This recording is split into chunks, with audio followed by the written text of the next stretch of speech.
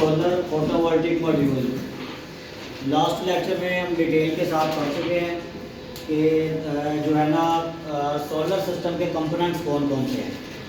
तो बता सकता है सोलर सिस्टम के कंपोनेंट्स कौन कौन से हैं जी?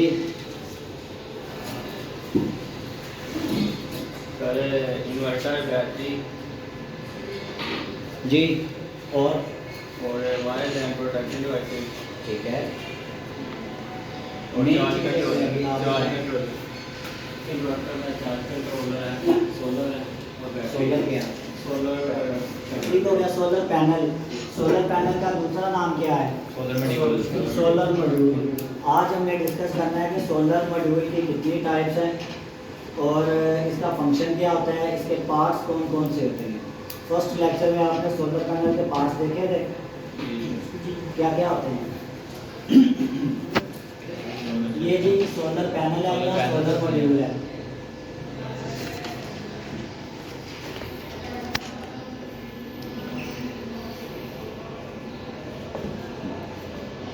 जो भी सोलर पैनल होता है वो नंबर ऑफ सोलर सेल्स का कॉम्बिनेशन होता है। ये नंबर ऑफ सेल्स है, ये जितने पार्टीशन आपको नज़र आ रही हैं, हर सेल दूसरे सेल के साथ कनेक्टेड होता है। एक सेल में, हर सेल में पॉजिटिव नेगेटिव होती है सोलर सेल में। अगर आप कोई बैटरी का सेल देखें, घड़ी का सेल देखें, तो उसमें भी तो पॉजिटिव नेगेटिव होता है। जो एक सोलर सेल होता है, तो अभी अगर आप ये डायग्राम देखें, ये आप देख रहे हैं, आपको सोलर मॉड्यूल के अंदर कुछ पार्टीशन नज़र आ रही है, तो वो सेल्स हैं। एक सेल का कनेक्शन दूसरे सेल के साथ, दूसरे का तीसरे के साथ, इसी तरह जितने भी सेल्स होते हैं उनका सीरीज पैरेलल कॉम्बिनेशन बना के तो एक कॉमन पॉइंट निकाल लिया जाता है, प्लस माइनस जिसको बोलते हैं। ये सोलर वायर होती है, ये होती है डीसी वायर।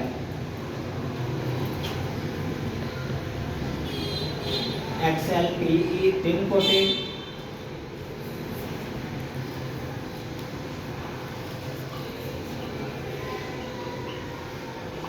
अब देखिए, जो भी कोई चीज़ होती है हर किसी कंपोनेंट की या चीज़ की प्रॉपर्टीज होती हैं। अब जो सोलर वायर होती है, सोलर पैनल के साथ सोलर वायर कौन सी होती है? सबसे पहले वो होती है कॉपर। Cu का मतलब है कॉपर। उसके बाद है टिन कोटेड।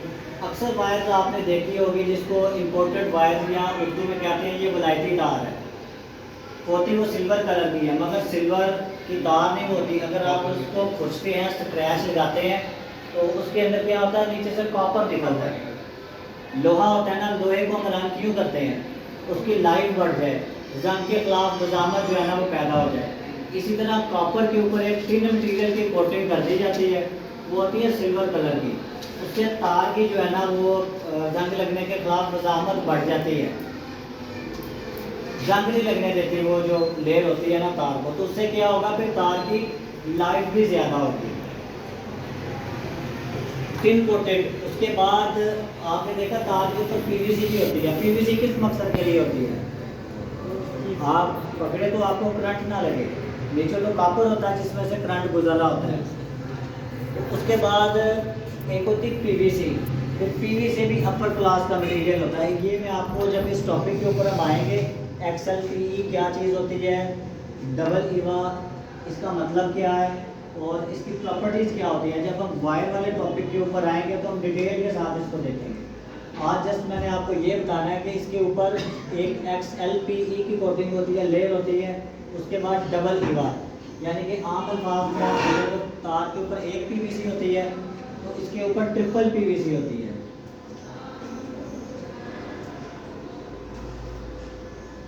यानी कि ट्रिपल पीवीसी जो है ना आम अल्फाज में आप बोलें, मगर ट्रिपल पीवीसी नहीं होती। एक लेयर उसके ऊपर XLPE की होती है और दो लेयर्स जो होती है ना वो डबल ईवा की होती है। इससे फ़ायदा क्या होता है कि ये आपकी जो वायर है वो हीट प्रूफ हो जाती है और इसकी स्ट्रेंथ भी जो है ना वो बढ़ जाती है। आउटडोर अगर आपने इस्तेमाल करना हो तो धूप में आप इस्तेमाल जब ये वायर करें तो जो इसकी ईवा प्रोटेक्शन है, तो इसके अंदर जो है ना वो मौसमी असरात जो होते हैं, मौसमी असरात, ठंडा भी इन्वायरमेंट होता है और गर्म भी इन्वायरमेंट होता है। आपको एक सादा सी एग्जांपल देता हूँ कि मौसम टेम्परेचर के ज़्यादा और कम होने के क्या असरात होते हैं। अगर एक ये राड हो लोहे का, इसको मैं गर्म कर दूँ, बहुत ज़्यादा गर्म कर दूँ 1000 डिग्री सेंटीग्रेड से ऊपर, तो क्या होगा, ये पिघल जाएगा। अगर 500-600 डिग्री सेंटीग्रेड पे करूँ तो ये नरम हो जाएगा। नरम ऐसे नहीं होगा कि आप इस तरह करें तो लिख जाए, इसके जो अंदर बॉन्ड्स होते हैं ना वो आपस में फासला आ जाता है, नरम हो जाता है। आप जोड़ लगाएं तो जिस शेप में भी आप इसको लेके जाना चाहें ले सकते हैं। जिस तरह सरिया होता है, अगर आप उसको चोटे लगाते हैं तो वो बैंड नहीं होता।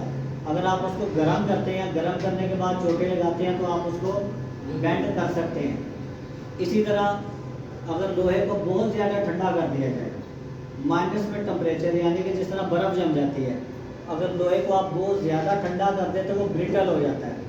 ब्रिटल क्या होता है, शीशा, शीशे के ऊपर अगर आप यूँ पाँव रख के वजन डालें, दबाव दे दो, क्या टूटेगा? नहीं टूटेगा। अगर आप हल्की सी कंकर भी पकड़ ली ऊपर फेंके तो क्या होगा, वो ब्रिटल, शीशे की प्रॉपर्टी होती है ब्रिटल। तो लोहे के ऊपर क्या असर होता है, बहुत ज़्यादा टेम्परेचर के ऊपर वो नरम हो जाता है, और बहुत ठंडा टेम्परेचर को कोल्डनेस मिल जाए, बहुत ज़्यादा ठंडा होने के ऊपर वो ब्रिटल हो जाता है। तो देखिए वो लोहा था। इसी तरह हर मटेरियल की अपनी प्रॉपर्टी होती है। बहुत ज़्यादा टेम्परेचर तार गर्म हो जाए तो क्या होता है, लॉसेज आना शुरू हो जाते हैं, वोल्ट ड्रॉप होते हैं। इसी तरह अगर तार बहुत ज़्यादा ठंडी हो जाए तो उसके ऊपर भी असरात आते हैं। जो ये सोलर का स्टैंडर्ड है वायर का, सोलर वायर का स्टैंडर्ड, ये इन सारी चीज़ों को मद्देनज़र रख के बनाया गया होता है कि तार ने ठंडे टेम्परेचर के ऊपर भी जाना है, सर्दी भी आनी है, धुंध भी पड़नी है, बहुत ज़्यादा जो है ना वो टेम्परेचर डाउन हो सकता है, बहुत ज़्यादा टेम्परेचर ऊपर भी जा सकता है। तो ये जो EVA XLPE की लेयर्स होती हैं, ये इन्हीं चीज़ों को जो है ना वो प्रोटेक्ट करने के लिए बनाई गई होती है। तो सबसे पहले ये मज़ाहमत करेंगे जो भी इन्वायरमेंटल इफेक्ट होगा, पहले एक लेयर होगी, फिर दूसरी लेयर होगी, फिर XLPE की लेयर होगी, उसके बाद टिन कोटेड इसकी अपनी प्रॉपर्टीज़ हैं। यानी कि अगर ये लेयर ख़राब हो जाती है, फिर ये लेयर ख़राब होगी, फिर इसको इफेक्ट आएगा, फिर टिन कोटेड वाली लेयर डिस्टर्ब होगी, उसके बाद जाके कॉपर को नुकसान होगा। तो जब भी आप सोलर पैनल खरीदें, एक वैसे जनरल में आपको बात बता देता हूँ, XLPE टिन कोटेड इस वायर का जो है ना एक सैंपल भी मैं आपको दिखाऊंगा, इसकी पहचान भी आपको जो है ना इधर बताई जाएगी, ताकि जब आप सोलर पैनल खरीदने जाएं तो आप वायर की क्वालिटी देख के बता देंगे ये पैनल किस क्वालिटी का है। जाहिर बात है जिसने XLPE टिन कोटेड की वायर लगाई होगी वो पैनल भी एक रेट होगा, और जिसने वायर लगाई होगी बारीक साइज़ की, बारीक साइज़ की नहीं 4 mm की, नॉर्मली तो 4 mm की वायर होती है, इसके ऊपर 4 mm स्क्वायर की वायर होती है। अच्छा ये तो पता चल गया, एक प्लस की वायर होती है, एक माइनस की वायर होती है। इन्वायरमेंटल इफेक्ट भी मैंने तारों का आपको बता दिया है। अब इसके ऊपर कनेक्टर्स होते हैं, MC4 कनेक्टर्स, एक प्लस होता है और एक माइनस MC4 कनेक्टर्स। अगर आप सोलर पैनल देखें तो उसकी तारें बिल्कुल इंसुलेशन उतरी नहीं होती, उसके ऊपर क्लैंप लगे होते हैं, एक होता प्लस और एक होता माइनस। उसका जो प्रॉपर नेम है, जिस तरह बात हो रही थी ना शुरू वाले लेक्चर्स में, तो लड़के कह रहे थे प्लेटें, आप टेक्निकल लोग हैं, आप टेक्निकल वर्डिंग यूज़ करें, सोलर पैनल, प्लेट नहीं बोलना। जब भी बात करें solar panel, further technical detail में जाना तो सोलर मॉड्यूल, ताकि पता चले कि ये किसी यूनिवर्सिटी से बच्चे पढ़ के आए हैं, प्रॉपर इन्होंने फॉर्मल ट्रेनिंग ली है सोलर की। यहाँ तक क्लियर हो गया आपको? सोलर पैनल का जो फ्रंट था, और इसके फिर बाउंड्री पे ग्लास होता है एल्युमिनियम का, सॉरी ग्लास नहीं फ्रेम होता है, और ये चारों साइडों पे जो है ना इसका फ्रेम होता है।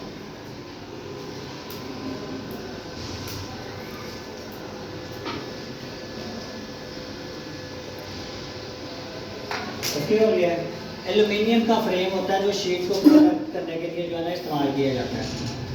यानी कि वो खाली एक शीट होती है, उसके साइडों पे बॉर्डर लगा दिया जाता है, क्योंकि आपने इसको फ्रेम के ऊपर असेंबल करना होता है। इसकी बैक साइड पे होल्स होते हैं जिससे जो है ना आप इसको क्लैंप कर सकते हैं, फ्रेम के ऊपर आप इसको असेंबल कर सकते हैं। फिर सोलर पैनल की बैक साइड पे एक होती है जंक्शन बॉक्स होता है। जंक्शन बॉक्स से दो तारें निकल रही होती है, प्लस और माइनस। तो जंक्शन बॉक्स का वर्किंग प्रिंसिपल या इसका काम क्या होता है? जंक्शन बॉक्स का काम होता है, सारे कनेक्शन एक जगह पे इकट्ठे हो रहे हैं। अब देखें ना, ये सेल इसके साथ मिल रहा है, ये सेल इसके साथ मिल रहा है, काफ़ी ज़्यादा सेल्स एक दूसरे के साथ आपस में कनेक्टेड होते हैं और फिर उनका एक कॉमन पॉइंट निकालना होता है। जंक्शन